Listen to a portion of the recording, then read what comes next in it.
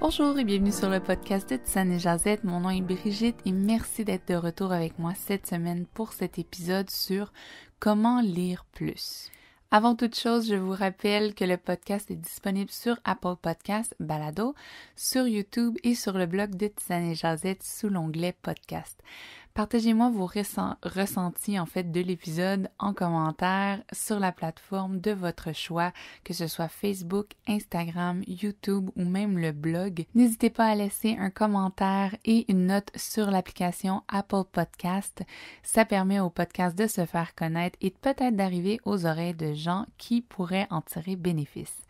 Ça me fait toujours plaisir de lire vos commentaires. Merci énormément. Dans l'épisode précédent du podcast, je vous ai brièvement parlé de mon passe-temps préféré en ce moment, qui est la lecture.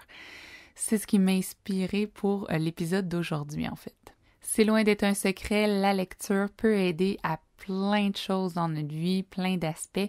Elle peut nous aider à élargir nos horizons, nous inspirer et même nous divertir. On peut apprendre du passé en lisant ou on peut commencer son propre business. On peut lire pour apprendre quelque chose sur le développement personnel et grandir de cette expérience. L'activité en soi de la lecture peut aider aussi à réduire le stress et l'anxiété. Tout dépend de ce qu'on lit, bien sûr. Si vous êtes de ceux qui veulent lire plus et que vous êtes sûrement déjà dit « j'ai pas assez de temps, ça rentre pas dans mon horaire, je suis trop occupée », bien cet épisode est pour vous. Du plus loin que je me rappelle, j'ai toujours aimé lire. Toute petite, je lisais presque tous les jours. J'ai pas toujours lu de la grande littérature pour être honnête et j'en lis toujours pas aujourd'hui. Mais j'ai toujours aimé lire des trucs qui me plaisaient et qui me faisaient vraiment vibrer. Donc tout ce qui était lecture imposée à l'école, malheureusement, c'était pas pour moi. Souvent, ça tombait pas dans une catégorie de lecture que j'aimais. Donc, j'aimais mieux prioriser les livres que moi choisissais et que je choisissais moi-même à la bibliothèque ou à la librairie. Durant la vingtaine, je me suis éloignée de ce passe-temps qui me plaît tant. Par manque de temps, tout simplement, je mettais mon énergie et mon temps dans d'autres activités autres que la lecture. J'ai seulement renoué avec celle-ci il y a 3-4 ans et l'an dernier, j'ai décidé de me lancer un défi lecture qui faisait partie en fait de mes buts de l'année 2019. Et c'est là que j'ai vraiment pris le temps de reconnecter avec cette activité. En 2019, je m'avais mis comme objectif de lire un livre minimum par mois. Je sais que ça peut avoir l'air très peu pour plusieurs d'entre vous, mais quand on se dit constamment qu'on n'a pas le temps, un livre par mois, c'est énorme. Je vous partage aujourd'hui les trucs qui m'ont aidé à compléter ce défi de lecture en 2019 et même à aller au-delà de celui-ci parce que oui, j'ai réussi à lire plus que 12 livres en 2019. Vous allez voir, ce sont des trucs assez de base que la plupart d'entre nous savent déjà, mais je voulais vraiment profiter de cet épisode pour vous en faire un petit rappel. Le premier truc, c'est suivre votre cœur. J'ai toujours pensé qu'il y avait une règle non écrite qu'il faut lire un livre d'une couverture à l'autre et le finir en entier avant d'en commencer un nouveau. Tout récemment, j'ai réalisé qu'une telle règle, ça n'existe pas. Maintenant, je lis plusieurs livres à la fois en même temps pour découvrir plusieurs auteurs différents, comparer mes lectures et surtout lire selon ce que j'ai envie dans l'instant. Si un livre me plaît pas, j'arrête, je le ferme, je le mets de côté et peut-être je vais même jamais y revenir. Me donner le droit de faire une pause d'un livre ou simplement me dire que je ne vais pas y retourner, que je vais pas le finir, c'est OK. Et ça m'a vraiment aidé à me sentir plus légère par rapport à tout ça et ça m'a procuré un sentiment de liberté totale parce que avant, je me mettais la pression pour terminer un livre absolument avant d'en commencer un nouveau.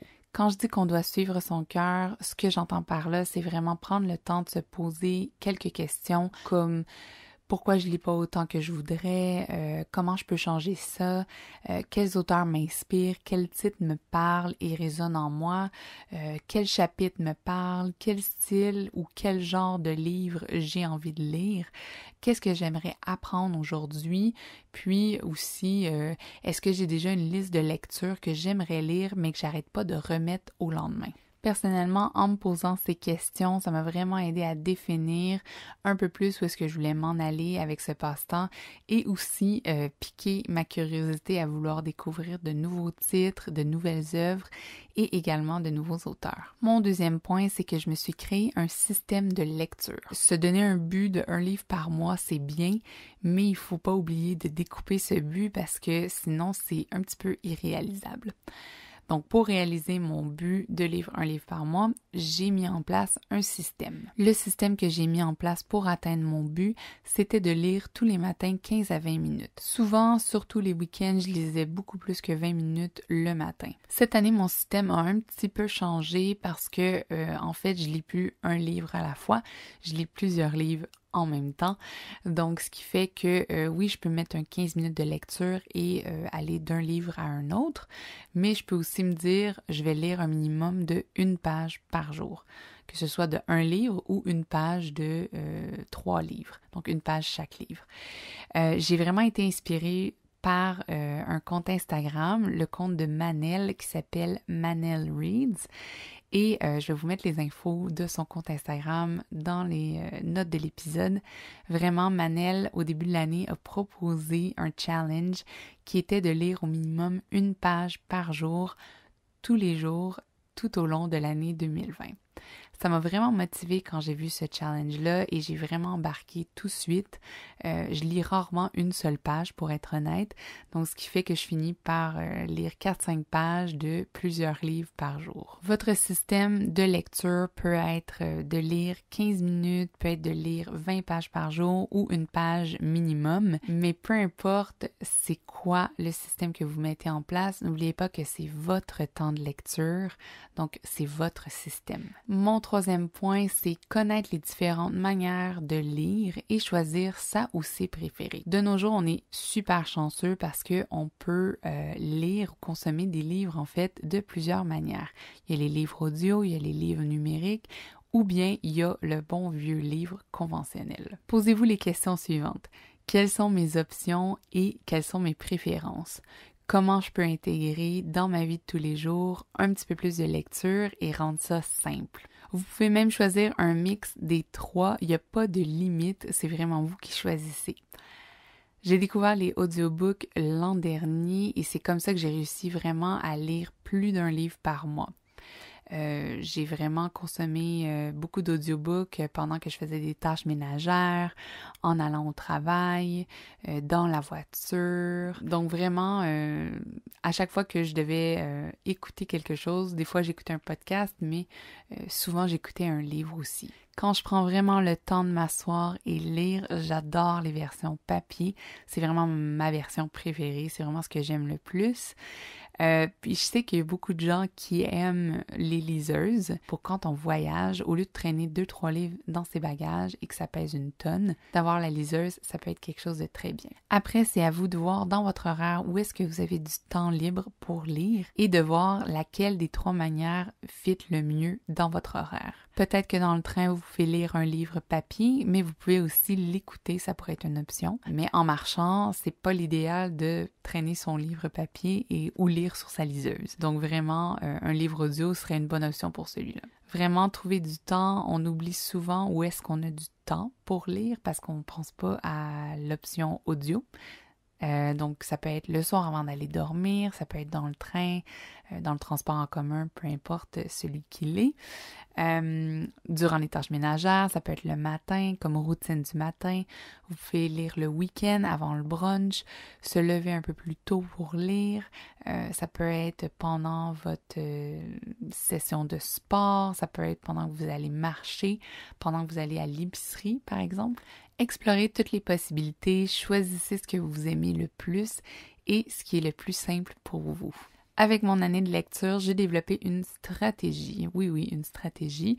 Je lis principalement des livres de développement personnel et de la fiction. Donc, je vais pas lire un livre de développement personnel n'importe quand comme ça. Vraiment, j'ai une stratégie de lecture par rapport à ça. J'essaie de lire ces livres-là qui me demandent un peu plus d'attention le matin, le jour, quand je suis vraiment bien réveillée et que je peux prendre des notes. D'un autre côté, je réserve les livres de fiction pour le soir avant de m'endormir. Ça me demande moins de concentration, ça peut m'aider à m'endormir, et vraiment ça me relaxe et ça me détend. Donc selon le style de livre que vous lisez, ça pourrait être important peut-être de voir une manière stratégique de l'intégrer dans sa routine, de voir qu'est-ce qui est plus adapté à lire à quel moment. Mon 5e point, c'est définir son pourquoi. Pourquoi voulez-vous lire plus? Est-ce que c'est par plaisir, par divertissement, pour apprendre quelque chose, pour prendre plus de temps pour soi, de me time, pour votre productivité, pour répondre à des questions que vous avez au lieu d'aller regarder sur Google? On essaie d'aller chercher notre réponse dans les livres. Soyez clair sur le pourquoi vous voulez lire. Plus vous allez être clair sur le pourquoi et plus vous avez de chances que cette habitude reste. Je vous donne mon exemple. Je lis de la fiction parce que ça me relaxe, ça me détend et ça me permet de décrocher. Et je vais lire les livres de développement personnel pour m'inspirer, pour bâtir mon business, pour apprendre, pour l'inspiration positive que ça va m'apporter et pour le sentiment de feel good. Mon 6e point, c'est inspirez-vous à lire. Vous pouvez trouver un club de lecture, vous trouvez des amis qui, eux, lisent beaucoup aussi et qui veulent échanger avec vous sur le sujet. Vous pouvez trouver des clubs de lecture, en ligne ou ça peut être des clubs de lecture que vous vous rencontrez une fois par mois, par exemple. Sinon, ce que moi j'adore, c'est les bookgrams. Ce sont des comptes Instagram où est-ce que les gens lisent beaucoup et qui vont publier leur lecture. Donc, ils vont publier une photo du livre qu'ils ont lu et ils vont laisser en commentaire une revue sur le livre avec leur avis, avec une note souvent. Et dans les commentaires, il va y avoir des gens qui vont échanger sur le dit livre. Donc, ça, j'adore ça et j'adore écrire des commentaires et échanger avec les lecteurs. Autre chose que j'aime beaucoup, qui ressemble beaucoup au bookgram, c'est le booktube. Donc, vous vous doutez, ça vient de YouTube. C'est des vidéos sur des revues de livres. Donc, il y a des gens qui se concentrent seulement sur ça, en fait, de faire des revues de livres ou des sessions de lecture, des trucs comme ça. Et ils font même des relectures, des analyses de livres. Moi, j'adore ça parce que souvent, je vais lire un livre et je vais vouloir en savoir plus ou il y a des trucs que j'ai pas totalement compris. Et ça me permet d'avoir un avis externe, d'en avoir un avis différent du mien. Ou ça peut aussi m'aider à vouloir lire un nouveau livre, en fait. Donc, toujours continuer à s'inspirer, à lire, peu importe la manière que vous le faites. Mon 7e point, qui est le dernier, n'est pas un truc en fait pour lire plus, c'est vraiment un truc de comment être éco-friendly quand on décide de lire plus et surtout comment ne pas vider son portefeuille. Vous allez me dire, la liseuse, c'est un très bon truc. Effectivement, d'acheter une liseuse seconde main ou d'hériter d'une liseuse de quelqu'un qui en veut plus, ça pourrait être une très bonne option. Mais si vous êtes comme moi et que vous aimez mieux les livres physiques en papier, donc voici par quelle logique je passe habituellement. Je vais toujours essayer d'aller à la bibliothèque en premier, donc d'emprunter mes livres à la bibliothèque, c'est gratuit. Et ça génère aucun déchet. Échanger avec les amis. Moi, je suis le genre de personne, maintenant, je ne me gêne plus. Quand je rentre chez mes amis, quand on parle lecture, je vais aller mettre mon nez dans leur bibliothèque. Je vais pas m'empêcher de leur emprunter quelques livres. Et je vais aussi souvent amener des lectures, suggérer des trucs à mes amis pour pouvoir échanger avec eux. Donc, on s'emprunte nos livres comme ça. Et c'est une bonne manière de pas acheter 4 fois le même livre par 4 personnes différentes. On peut juste se le prêter entre nous. Acheter des livres seconde main. À Montréal, je sais qu'il y a beaucoup de librairies seconde main. Il y a aussi, moi j'adore aller au Village des Valeurs parce qu'il y a beaucoup plus de choix qu'on pense et les prix sont très très bas. Il existe aussi des magasins seconde main en ligne. Donc vous pouvez acheter des livres usagés en ligne. Je sais que eBay le fait. Je crois que Amazon aussi. Oui, j'ai déjà acheté des livres sur Amazon en seconde main. Donc, c'est possible d'acheter en ligne seconde main. Sinon, vous pouvez acheter sur des groupes sur Facebook, les gens vendent des articles de maison parce qu'ils déménagent, par exemple. Donc souvent, il y a des gens qui vont vendre des livres là-dedans. Et il y a aussi des groupes d'échange qui existent en ligne, que ce soit des groupes sur Facebook, justement, de quartiers ou de villes, et les gens s'échangent les livres là-dessus. J'ai pas de nom de groupe qui me vient en tête parce que j'en joins aucun parce que j'habite à l'étranger, mais si je trouve quelque chose, je vais vous mettre ça dans les notes de l'épisode. Si vous en connaissez, j'aimerais vraiment ça en connaître aussi, donc gênez-vous pas à me partager quels sont vos trucs pour être plus éco-friendly quand vous lisez des livres. Depuis le début de l'année, j'ai lu 5 livres déjà et ça m'a vraiment appris d'apprendre plein de nouvelles choses. Je pense pas m'arrêter maintenant, vraiment pas, et je me donne pas de nombre de livres minimum ou maximum à lire cette année.